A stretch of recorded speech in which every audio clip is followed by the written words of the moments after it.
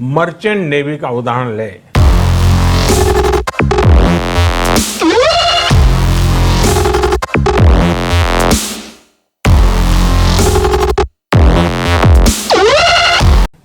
तो भारत समेत पूरी दुनिया को सेलर्स की बहुत जरूरत है।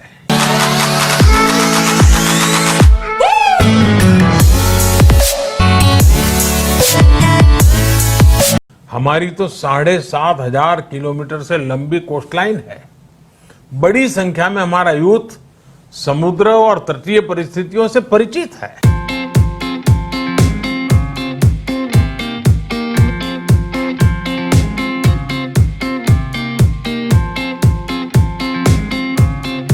अगर इस क्षेत्र में स्किल को बढ़ाने पर काम किया जाए तो दुनिया भर को हम लाखों एक्सपर्ट सेलर्स दे सकते हैं। और मत दीजिए मोदी जी, ऑलरेडी हम लोग बहुत सारे हैं, इन्हीं को जॉब नहीं मिल रहा है। विथ ऑल ड्यू रिस्पेक्ट, आप पहला पीएम हो, पहला प्रधानमंत्री हो जिन्होंने मर्चेंट नेवी का नाम लिया। अभी मर्चेंट नेवी का नाम जिक्र होने पे आप देखो जाके फेसबुक पे ग्रुप में क्या हलचल हो रहा है। लोग खुशी के मारे पागल हो रहे हैं, शेयरिंग हो रहा है इतना सारा, आपको पता नहीं होगा शायद। बस अपने कहा मर्चेंट नेवी इसके लिए, आगे का बात तो शायद किसने सुना ही नहीं होगा। ये जो वीडियो फुटेज मैंने अभी दिखाया आप लोगों को, ये मन की बात की एक छोटा सा पार्ट था। एंड मैंने सोचा कि मैं भी अपना मन की बात यहाँ पे बता देता हूँ। शायद आप लोगों को बुरा लगे या फिर सही लगे, क्योंकि बहुत सारे ये पॉलिटिकल पार्टी से बिलोंग करते हैं, पॉलिटिकल लीडर हैं, तो शायद कोई लोग सपोर्ट करेंगे, कोई लोग विरोध करेंगे। तो मैं आपको एक बात बता देता हूँ, कोई भी पॉलिटिकल पार्टी को मैं ना ही सपोर्ट करता हूँ ना ही अगेंस्ट में जाता हूँ। जो सही होता है मैं वही बात बताता हूँ, लेकिन यहाँ पे कुछ खराब या फिर गलत या फिर सही मैं बोलना नहीं चाहता।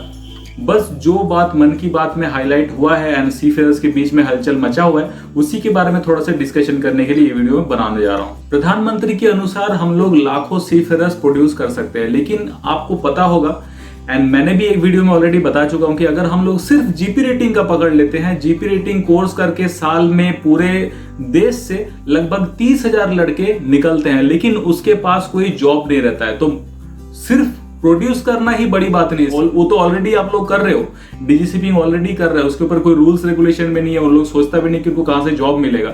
मेन है कि जॉब मिलना चाहिए। जैसे पूरे दुनिया को या फिर देश को भी सीफेयर चाहिए होगा, सीफेयर को भी जॉब चाहिए होगा। जॉब नहीं होगा तो किस लिए सीफेयर। यहाँ पे उन्होंने एक की वर्कर की बात किया था कि सीफेयर्स को भी की वर्कर के हिसाब से ट्रीट किया जाएगा। ये बड़ी अच्छी बात है।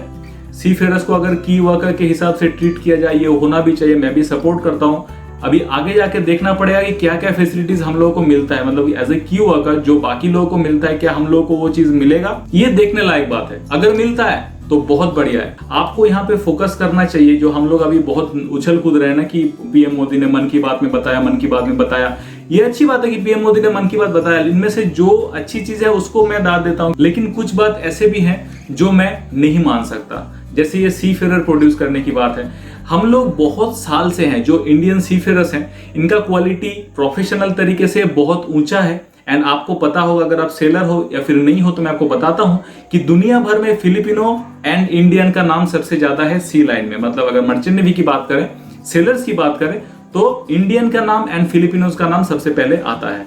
और हम में अंतर ये है कि हम लोगों का थोड़ा सा डिमांड ज्यादा होता है। हम लोग अच्छा खाना पूछते हैं, हम लोग सैलरी टाइम पे पूछते हैं। जो फिलिपिनो क्रूज होते हैं उनका कोई डिमांड नहीं होता है, वो बस ऐसे ही चले जाते हैं, जो भी खाना दे दो चलेगा। इनके लिए उनका डिमांड थोड़ा ज्यादा होता है, गधे के लिए जैसा काम करता है। लेकिन हम लोग का क्या है, हम लोग दिमाग से काम लेते हैं, सोच समझ के काम करते हैं। तो ये हम दोनों में अंतर है। लेकिन हिसाब से देखा जाए तो फिलिपिनोज एंड इंडियंस, ये जो शिपिंग इंडस्ट्री इसमें छाया हुआ है, हम लोग का ऑलरेडी नाम है। ऐसा नहीं है कि अभी कोई अच्छा कोई तरकीब सोचना पड़ेगा जिसके लिए हम लोग को स्किल ज्यादा मिलेगा, ऐसा कुछ भी नहीं है। हम लोग ऑलरेडी स्किल्ड हैं, हम लोगों के पास जॉब नहीं है। अभी अगर आप कोई फेसबुक में ग्रुप में जा सकते हो तो आप देख सकते हो बहुत सारे लोग, जैसे सेकंड मेट हो गया, थर्ड मेट हो गया, ये भी 15 महीना, 1 साल, 2 साल, 1.5 साल तक बैठे हैं जिनको जॉब नहीं मिल रहा है। तो प्रॉब्लम क्या है, जॉब। अगर हम लोग को जॉब मिलेगा तो सब कुछ सही है, वरना कोई फायदा नहीं है। लॉकडाउन से पहले प्राइम मिनिस्टर अपने कोलकाता में आए थे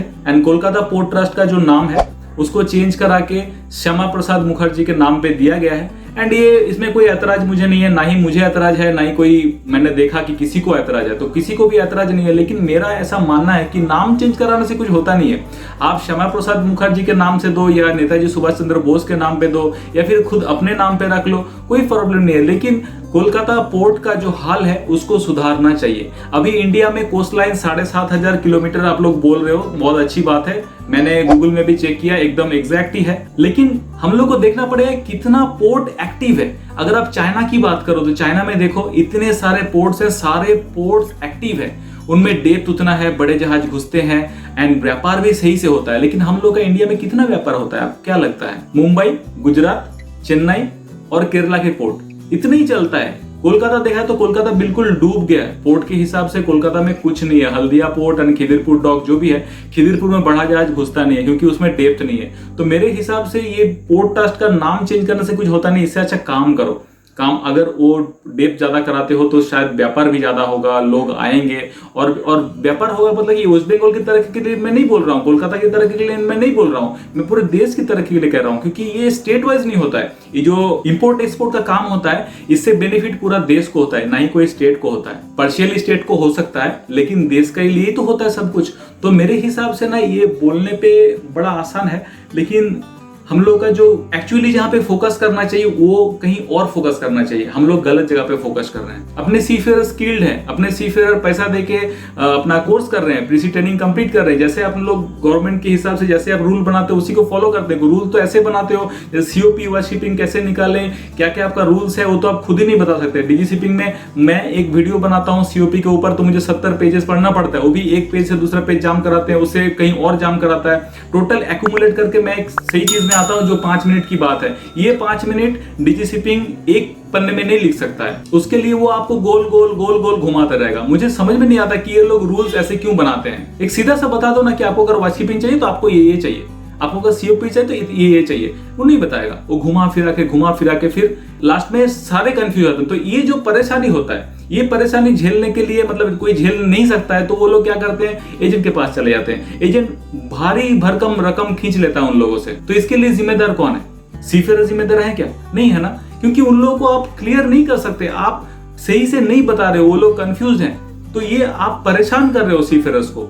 तो इस पे नजर देना चाहिए कि सीफेयर्स को आप परेशान मत करो। अगर आपको लगता है कि ये की वर्कर्स है तो इसको उस तरीके से ट्रीट किया जाए। ये ऑलरेडी स्किल्ड है, ये अपना काम जानते हैं, कई सालों से जानते हैं, आज की बात नहीं है। बहुत सालों से इंडियन सीफेयर्स अराउंड द वर्ल्ड काम कर रहे हैं, अलग अलग कंपनी में दुनिया के छाए हुए हैं। ऐसा कोई भी कंपनी नहीं है जहां पे इंडियन सीफेयर्स काम नहीं करता है। एंड जैसे इन्होंने बताया एक जगह पे कि अपने इंडिया में एंड बाहर दोनों जगह पे सीफेयर्स की जरूरत है। इंडिया में जरूरत तो है लेकिन पेमेंट नहीं मिलता है। इंडियन अगर कोई कंपनी में आप काम करने जाते हो तो 30,000 40,000 एक्सपीरियंस सीफेयर को मिलता है एंड जो फ्रेशर है उनको तो बस लूट ही लेता है हिसाब से। मतलब 2 दिन बाद ऐसा ना हो जाए 5 साल बाद शायद सीफेयर को खुद को पैसा देना पड़ेगा कि मैं काम करना चाहता हूँ, ये ले पर मंथ आपको मैं पेमेंट करना चाहूंगा। ऐसा दिन आ जाएगा। हमारे सीफेयर बहुत सालों से काम कर रहे हैं लेकिन आप उनको कंफ्यूज कर रहे हो, आप उनको सही रूल नहीं बता रहे हो। एक तो अलग अलग रूल लेके आते हैं, आज सीओपी बन गया, कल वर्कशीपिंग बन गया, डीसी निकालो, ये निकालो, वो निकालो, एंडोर्समेंट करो। असेसमेंट तो क्लियर ही नहीं हो पाता है। असेसमेंट क्लियर करने जाओ उससे पहले तो सर्वे के टेबल में आपको गड्डी रखना पड़ेगा, उसके बाद ही आपका असेसमेंट क्लियर होगा। कैसे चलेगा? ये सब चीज खत्म करना पड़ेगा सबसे पहले। अगर आप चाहते हो कि सीफेयर आगे बढ़े, सीफेयर देश का काम आए या फिर बाहर के देश का काम आए, जैसा आप प्लान कर रहे हो वैसा अगर आप चाहते हो, सबसे पहले आपको तो इसमें फोकस करना चाहिए कि उसको कंफ्यूज मत करो। अगर की वर्कर के हिसाब से ट्रीट करना चाहते हो तो पहले उनका कोर्स कराओ, उसके लिए जॉब फिक्स करो। अगर जॉब नहीं दे सकते हो तो कोर्स करवाना बंद करो। इतने साल में हर साल में इतने लड़कों का कोर्स करवाते हो, देन उसमें कोई रूल्स नहीं बैठाते हो, जॉब का कोई प्लेसमेंट की कोई गारंटी नहीं बैठाते हो, फिर ये लोग घूमते रहते हैं, उसके बाद जॉब नहीं मिलता है। जॉब मिल भी जाता है तो वर्कशीपिंग, सीओपी, डीसी, असेसमेंट, डी में फंसे रहता है। ये सब चीजें दूर करना पड़ेगा, तभी जाके ये अपने मन से काम करने लगेगा।